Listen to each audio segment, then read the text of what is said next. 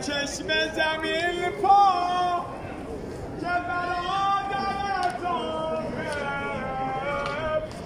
کنار پیکر تو دست بر کمر شده زبا عباس من عباس جگر نداشتم زمانت برم حالا تمام دور و برم لخته جگر هیچ کس رو تو کربلا به جز سید الشهدا علیه السلام مثل عباس ابن علی شهید نکرده.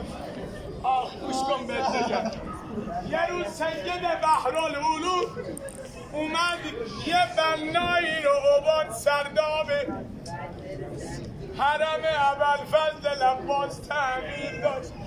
همین که بنا اومد هی نگاه میکرد بهم، هی با خودش حرف میزد مگه میشه.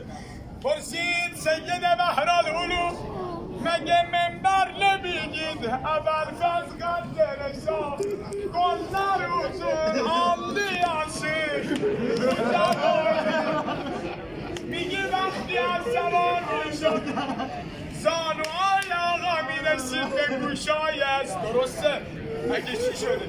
خب سید بحرالعلوم اونو باور کنم یا این قبل چی؟ کدومش درسته؟ یا حضرت معصومه میگه سید بحرالعلوم سرشو گذاشت به دیوار بلند گفت نمیدونی چی کار کردم چنان بذار اینجور بسیدم تنها بدنی که برنگشت به خیمگاه عباسه سید الشهدا علیه السلام مجبور شد که بذاره. حضرت کرم تازه اومدن سراغ عباس، هر کی بیمد گفت من پهلوانم شنیدم تو هم یه کاری کردن امام سجاد علیه السلام حضرت اومدن دفن کنن، همه رو خودشون دفن میکردن. رسیدن نهر علقم دیدن کلن همه جا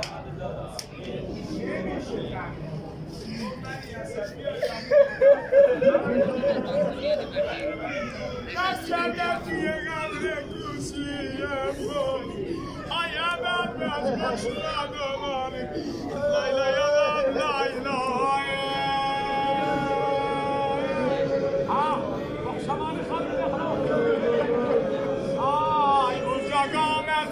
جان قربان آقای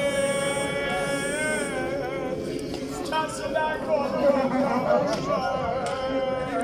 آخ اخلا من زندی جان قربان آقای آخ اخلا من جان با جان قربان آخ